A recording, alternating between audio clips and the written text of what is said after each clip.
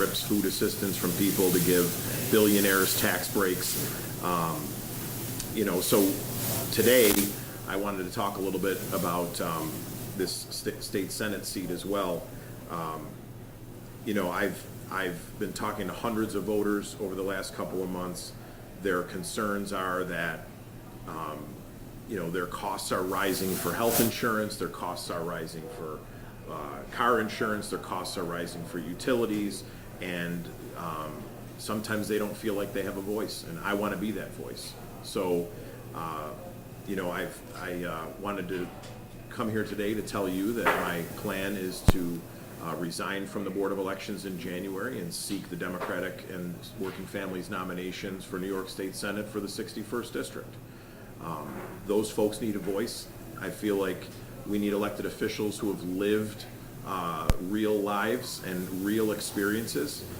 I come from a single mom family whose father and grandfather were UAW workers, and we wouldn't have had what we had without organized labor and collective bargaining. I was able to have health insurance. I was able to get these glasses. We were able to get disability insurance for my father. That was the only check coming in at sometimes. And folks are struggling now, and they need a fighter and a voice, and I want to be that voice.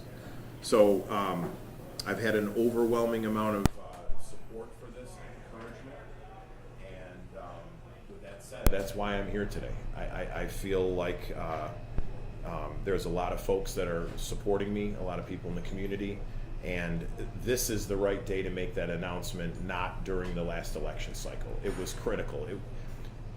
For a local year, it was one of the most critical elections we've ever had across the nation, and I'm just so proud of what we were able to accomplish yesterday. We ran candidates across Erie County who were brand new. We elected the first African American in the history of the town of Amherst, the first African American in the history of the town of Cheektowaga, swept those towns, and I think people made their voices heard. And so I'm incredibly proud of what we accomplished yesterday, and I'm really excited to move forward. Can I start? Yep. Jeremy, this has been, congratulations. Obviously, this is a big deal for you guys. This has been probably the worst kept secret. Walk me through the behind the scenes here.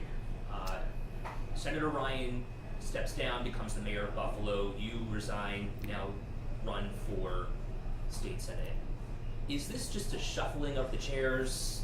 Was this the plan all along?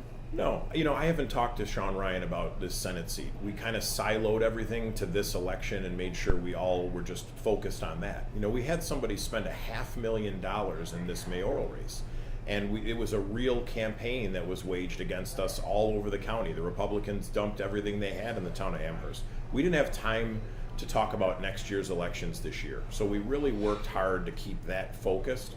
My plan, as I said, is to resign from the board and to basically take myself out of the endorsement/nomination process per our party rules. When I step down, we have a process in place for someone else to run the party and manage the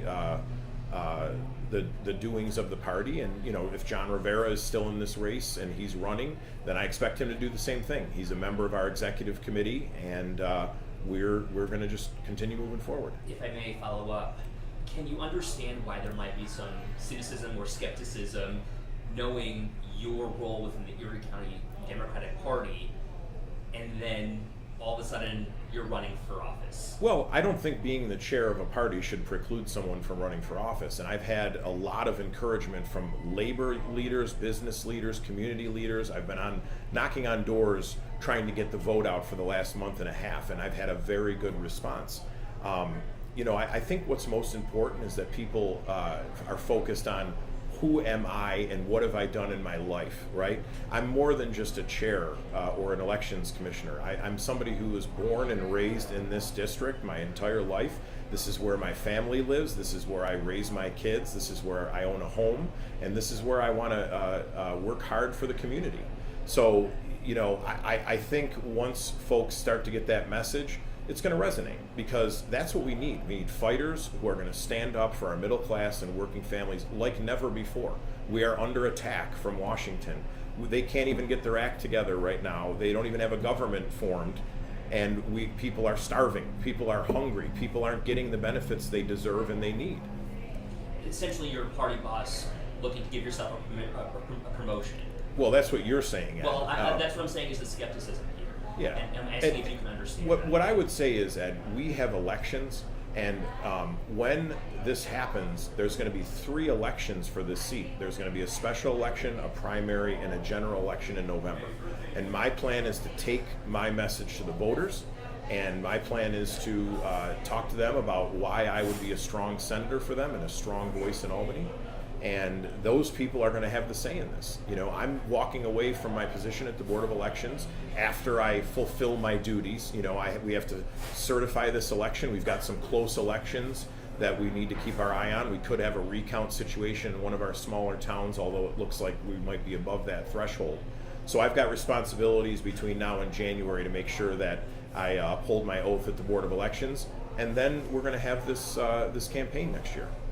So, John, you were not happy when John made the announcement during campaign season, but you guys have been close allies. You helped him start his political career. Yeah. And worked really hard on this year's election cycle, particularly on the mayor's race. Right. With the Zellner victory last night. Yep. There is an image of the Erie County Democrats as being a fractured party, and this kind of plays into that. You know, what you tell voters who are seeing, you know, this kind of, like, obviously it's an electoral process, but right. You know. Well, I wasn't angry at John Rivera for running for state senate. A lot of folks were telling me about their frustrations that people were announcing their campaigns ahead of the election coming up. And that kind of led to some apathy. It led to the Republicans attacking us for disrespecting the voters in the city of Buffalo by already announcing for races next year. It led to 2 or 3 or maybe 4 people announcing for John Rivera's state assembly seat for his backfill. There was even a candidate who announced for county executive for 2027 in the last couple weeks. That wasn't helpful. You know, we have voter apathy as it is, let alone when folks are starting to announce for campaigns that aren't even in existence yet. So it wasn't that I was angry or anyone was angry at John for doing this, for running. It's the timing. As I said, this is a critical election this past year. We had to send a message to Trump. If we just laid down, I think it would have been horrible if we weren't organized. We put forth an unprecedented effort to put resources out in the field for these terrific candidates that ran across the county. And I'm really proud of the work we did. And I think if we got distracted and others were talking about running for office, that it would have been a huge problem. As party chair, there's a lot of conversations always that happen behind the scenes. You know, take me back a couple of years when discussions about, you know, Sean Ryan perhaps running for mayor were being had. Mm-hmm. Who's to say that your name wasn't slipped in there? This wasn't being concocted, I would say, to get to this point. Well, and let me go back to Justin's question really quick. So the fact that the party hasn't been fractured in a long time, but we used to be known as Beirut on the Lake. And what I would say to that is that I feel that the political and governmental leaders and community leaders in the 61st Senate District are strongly behind me in a strong public way right now, because they want someone who can stand up for this community in Albany and deliver. And so if I felt like this was a fracturing of anything, I wouldn't be doing it. If I felt like I didn't have that support, I wouldn't be doing this. But I have had a tremendous amount of encouragement to do this from a lot of folks in the 61st District. Rob, there was just no conspiracy here where there was a deal for this or that. We went through a full process. You know, we were on the mat on election night last year. We got knocked down. It was not easy. We worked incredibly hard. We went through one of the toughest elections that I've ever been part of, and I've been doing this for 22 years as a volunteer and somebody who worked at Democratic headquarters. It was not easy to wake up the next day and say, geez, we got a job to do, and it's to elect Democrats and get ready for next year. But we put together 3 citywide conventions for the first time ever. Hundreds and hundreds of people participated in that. The endorsed candidate for mayor was not the incumbent. That wasn't an easy situation to handle, but the hundreds and hundreds of rank and file committee members made that choice, and then the executive committee. So And they were validated by an overwhelming win in the primary, and then yesterday an overwhelming win in the general election. So the voters have the say here, and they're going to have the say in this district next year. Bouncing off of what Justin was adding or alluding to here, with Assemblyman Rivera announcing just a couple weeks ago, is there concern about what that dynamic-wise could cause within the party at this point? Given this is a special election, you'll have some time before you have to then select somebody to run for another term. Yeah, well, no, I think, first of all, last night was, as I said, one of the most successful nights that ECDC has ever had on an off year. We swept races where we had the kitchen sink dumped in on us. We are strong, we are united, and I feel that I have that support behind me. And the assembly member is going to have to make his case to folks and see if he can get the support. This election is a special election that will be called within 10 days of the vacancy, and then it must be called within 40 to 50 days from that. So I anticipate a special election in February, and we'll see. Jeremy, Without a primary process, though, is there a concern that this Then is there will really be- being run by the party? Then there will be a primary in June, and then there will be a general election in November. So it will be 3 elections that whoever is nominated for this seat is going to have to face next year. Jeremy, let's face the facts here. The city of Buffalo is financially in the hole. Sean Ryan just won the mayor's office. You potentially could then be his biggest advocate in Albany. What he said in the past is that he will look to Albany to help fill that hole. Yeah. If you are elected to the seat, what do you do? Well, there's no question that the city needs state funding and state help, and the city is the jewel of our community, and we need to be there for whatever they need. But I think, and one of the reasons why I'm so excited about Sean winning is he's going to take a different approach than the last 20 years. I think he's going to tighten up his belt.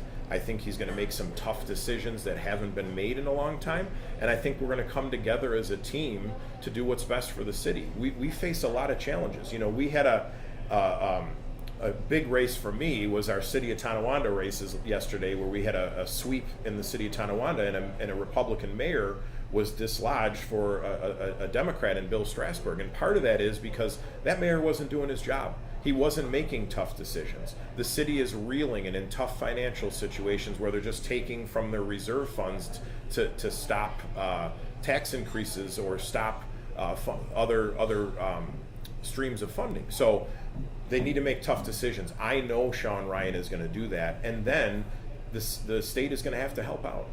What was your conversation with Byron Brown leading to his resignation? And is there appropriate question that perhaps he was forced out? Well, I don't know that anybody gets forced out to get the job that he has right now, but there were no conversations. You know, I found out about this when the board met that day. I think Tim Callan was on the board at the time, and he let us know this is happening abruptly. So. Also, let me ask you about this. Last night, there was an overwhelming majority of people who did not vote for sheriff. Yeah. Is there any regret on your part for not running a Democratic candidate for sheriff? Well, that's a great question. And the answer is that we try to recruit folks for all of these races. But we are in a polarized time where people don't want to run for office. You know, they don't want to put themselves out there to the public. And in the beginning, or the end of last year, the beginning of this year, the sheriff was riding high. He had $500,000 in his bank account. He was a well-respected law enforcement person who was scaring everyone away virtually, right? And because the process is so early in the year now, that we didn't have a whole lot of time between the petitions being filed and the ability to recruit a candidate. Now, when Commissioner Gramalia was let go, I put a full court press on him to try to get him to be our candidate for sheriff. It didn't work. At first he was dabbling in running for mayor, and then I had a couple of conversations with him to run for sheriff, but he didn't want to do it. He was actually close with the sheriff and didn't want to challenge him. I wonder if he's regretting that this morning, but it's unfortunate that that time period stopped where we could field a candidate at this point. I think the sheriff was an incredibly strong candidate this year, one way or another, but I think he made some missteps, and who knows. But we definitely tried to recruit someone for sheriff, and as we do with every campaign out there. So you'll have to make your case to the executive committee for the special election. Yep. They will choose the candidate. Yep. Um, And as I said, I'm going to recuse myself from that, so someone else will be running that meeting and doing the paperwork. And if John Rivera is the candidate, I would assume he would do the same thing. He's on our executive committee. He's a zone chair for a decade, so I would assume he would do the same. There's been some reporting in Investigative Post that said that behind the scenes, part of the push is that the suburban is overwhelmingly suburban, and that's why you, as a suburban Tonawanda resident, would make more sense for the district, as where John has spent his whole life in the city. Is that part of your approach to Well, this? I mean, that's not the case that I'm making for myself, because I've seen Sean Ryan work awfully hard for Amherst and Tonawanda, so I know somebody that lives in the city could do that job. It's not like it hasn't happened. My case is that I was born and raised here. I live here now. My family is here. And I know this district. I know this community. I am from this community, and I think the type of elected officials that people are looking for now are people who've lived the kind of lives where we've had to fight and struggle for things, and that's who I am. You know, there's not a lot of people who know my personal story because I just go out and try to elect good people to represent our community. But I think my record speaks for itself of the people that we've elected over the years. The county executive, son of a steel worker and a nurse. April Baskin, never ran for office before, and now she's leading us in Albany.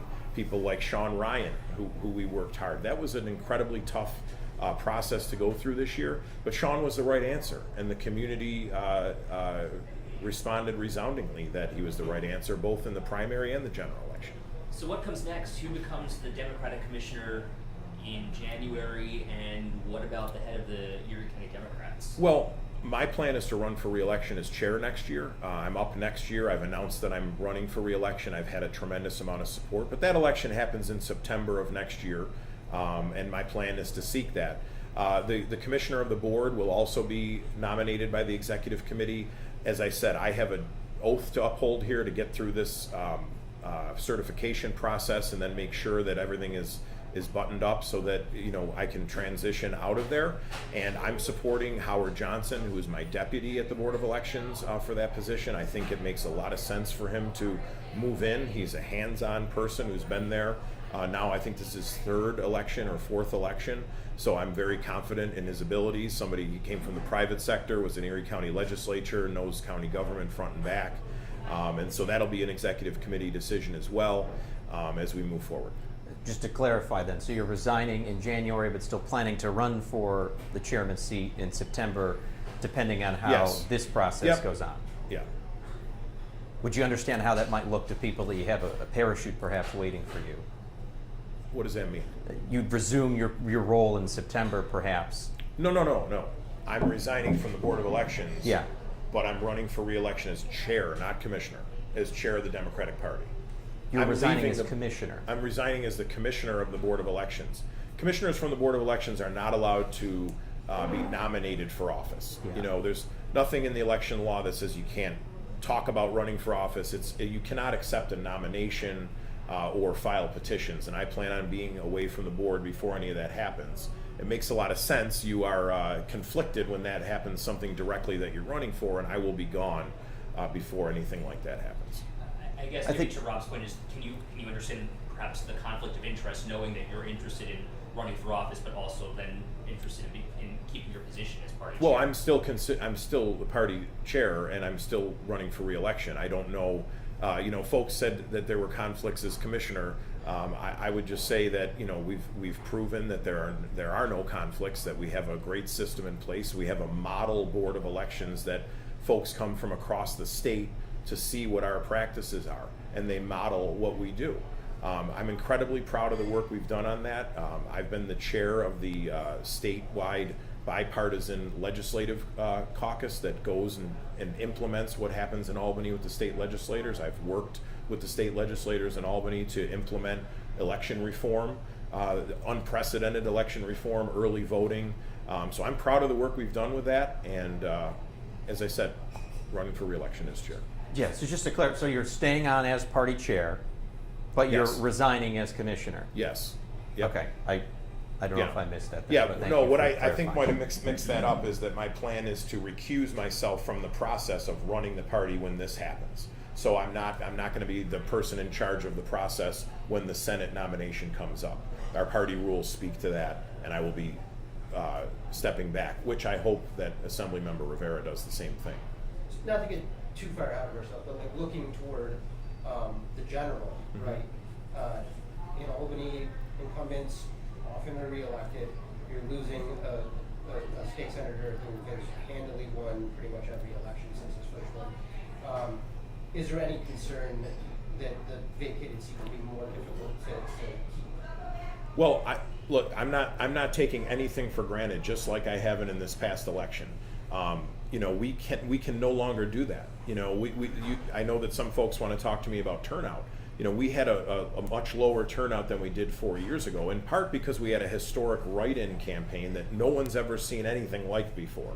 We can't take anything for granted these days. I plan on running through the tape on all 3 of these elections next year and working hard.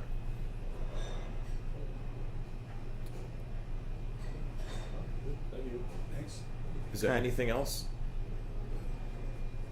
Jim's gonna talk. Now Jim's gonna talk to me. Come on, Ed, you got something at the tip of your tongue.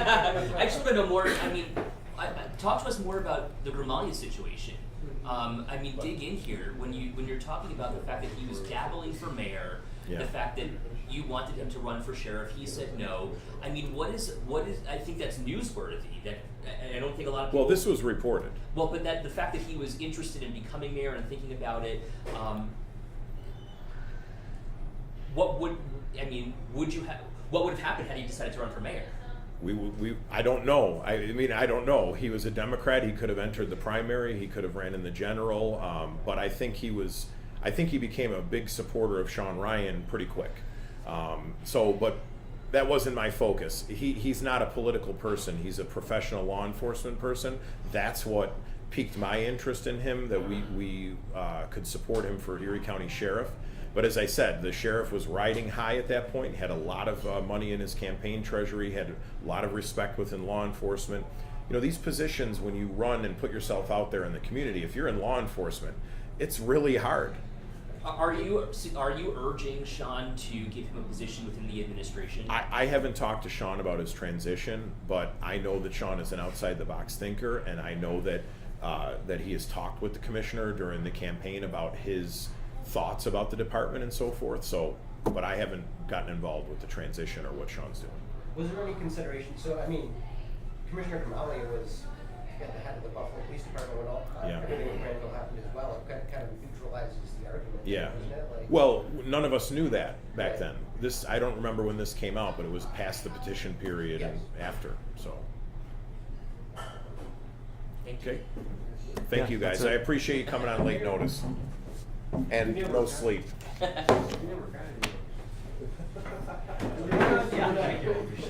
Not once did I catch Hey, I have a quick question for you. Okay, thanks, Justin. Nobody wants an omelet? Last year's election. Yes, but I don't have my phone. Derek. Well, why don't I text it to you? I have your cell, right? Yeah. What's up? Thank you. I'm gonna get him Strasburg's number. Not my mic. So are you gonna talk to anyone at the restaurant or anything? Or gonna get B-roll? I You do don't it. have to, but if you were gonna, I was gonna follow you around. You guys, what changed? We don't need to. Well, see, none of us have turned off our mics yet, so that hasn't really been. What happened? Oh, your No, I mic had is good? static in my mic, And now you don't? and I unplugged it, and I plugged that one in, and it was fine.